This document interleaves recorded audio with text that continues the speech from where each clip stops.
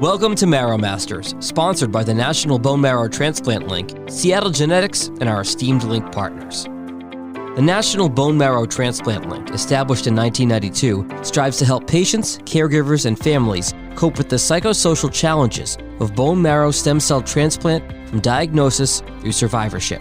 This season will focus on busting marrow myths. There are many myths related to transplant. Am I too old for a transplant? Are clinical trials exploratory and dangerous? My chronic GVHD will never end. Or will it? Does palliative care mean hospice?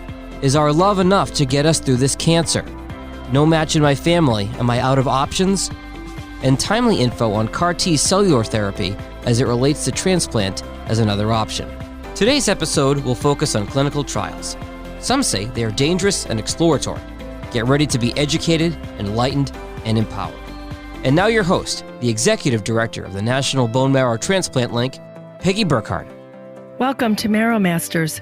Today, Anna DeSalvo, who is a patient education specialist with the Jason Carter Clinical Trials Program, operated by Be the Match, will dispel the many myths that apply to clinical trials.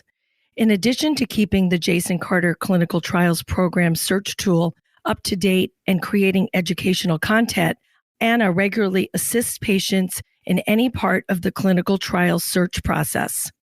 Anna received a BA in biology at Gustavus Adolphus College and completed her Master of Science in Genetic Counseling from the Icahn School of Medicine at Mount Sinai in New York.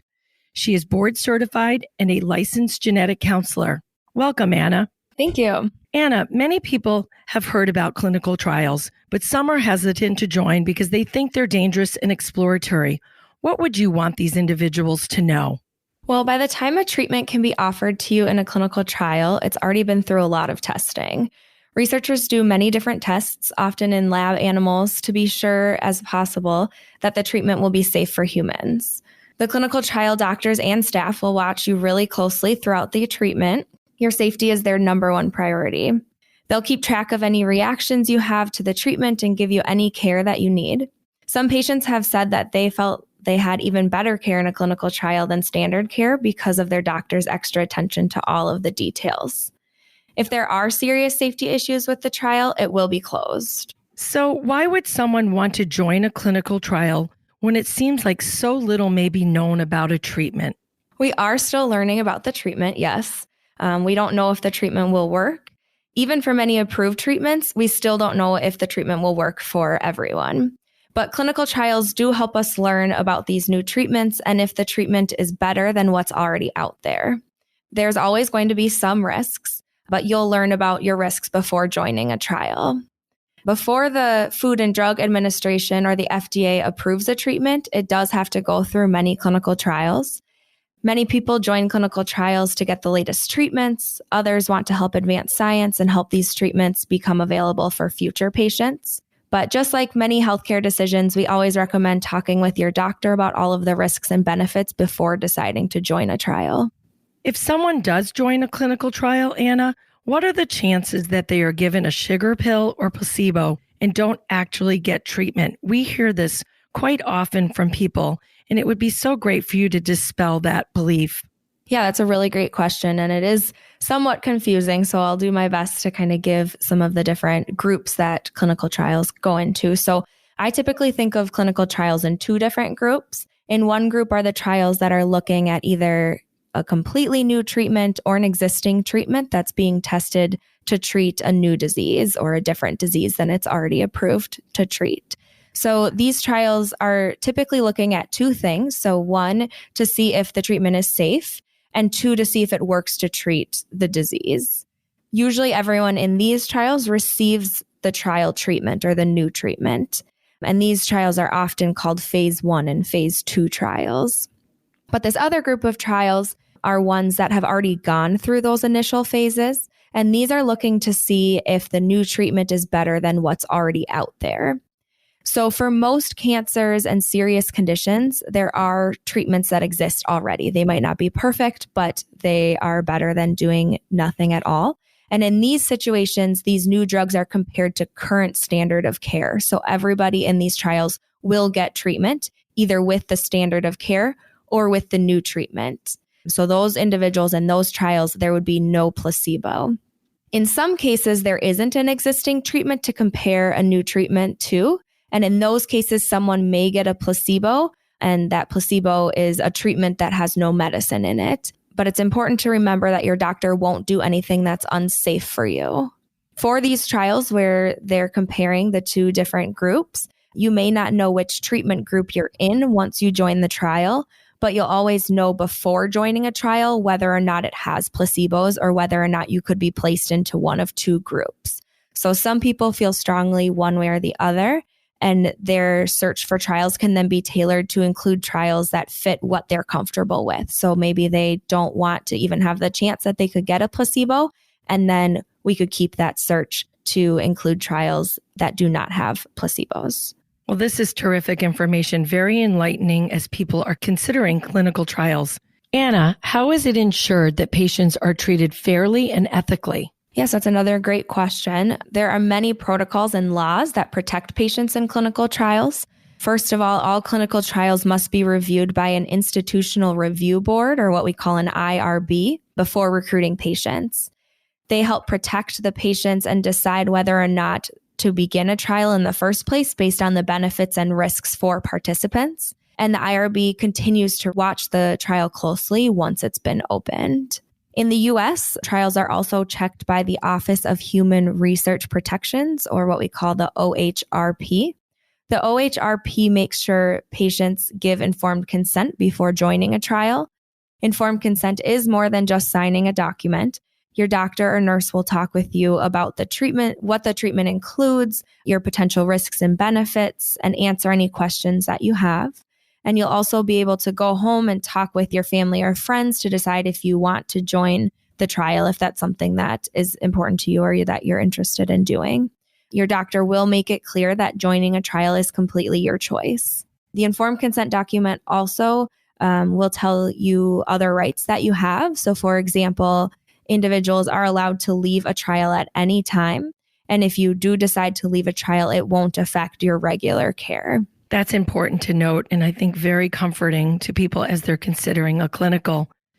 Blood or marrow transplants are already standard of care for many diseases. So why would people choose a clinical trial? Yeah, so many clinical trials are not looking at completely brand new treatments, but they often look at ways to improve existing treatments. So as many people know, there are serious side effects and risks associated with blood or marrow transplants. So many researchers are looking at ways to make them safer and work better. So for example, some trials are studying medicines that you take before transplant to see if they lower your risk of graft versus host disease or GVHD after transplant. Some trials are looking for lower intensity medicines that someone would take before transplant to maybe avoid some of those side effects. Others are looking at using different types of donors for those who might not have a matched donor that was identified.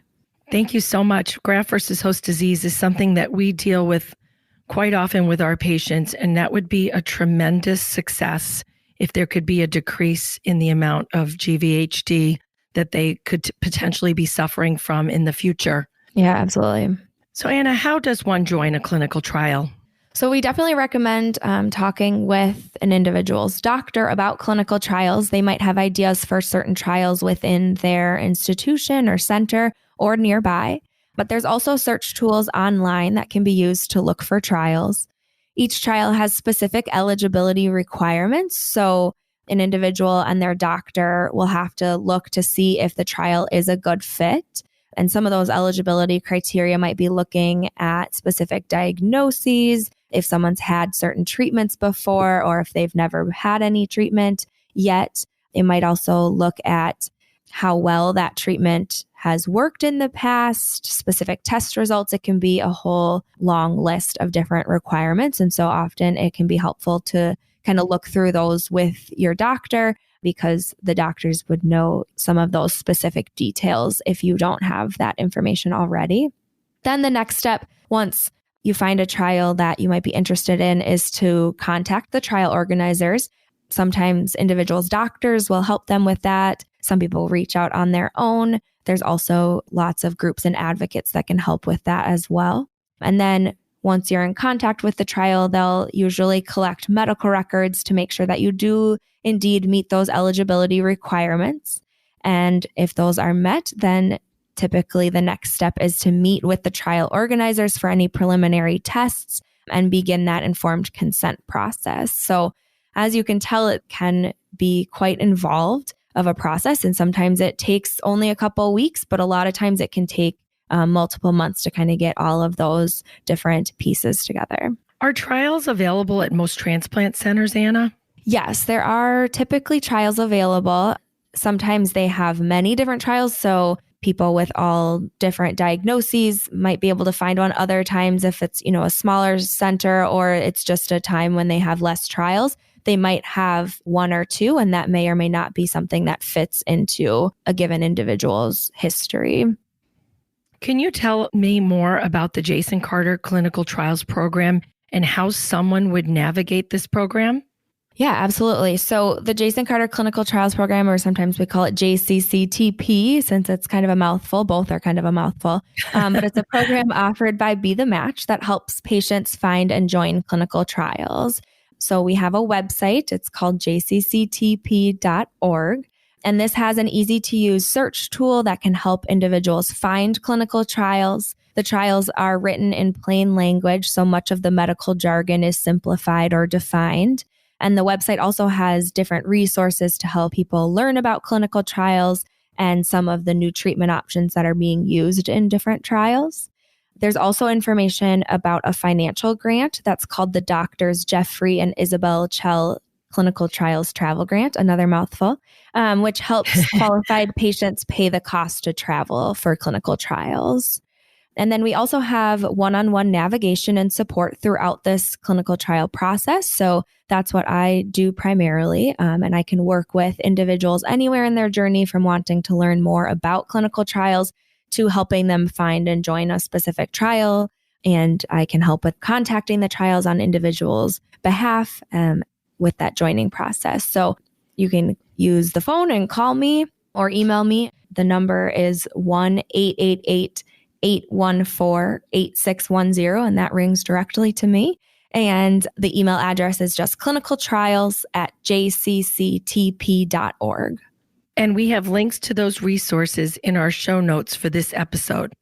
Thank you, Anna. This is just so wonderful. And the personal touch of offering people your information. I'm going to say it again. Your phone number directly is 1-888-814-8610. Or folks can email you at clinicaltrials@jcctp.org. And in addition to Be the Match, there are several other sources of information regarding clinical trials, including the National Cancer Institute and the Leukemia and Lymphoma Society. For a complete list, visit our online resource guide located on our website, nbmtlink.org, or you can always call me direct at the link at 800-LINK-BMT.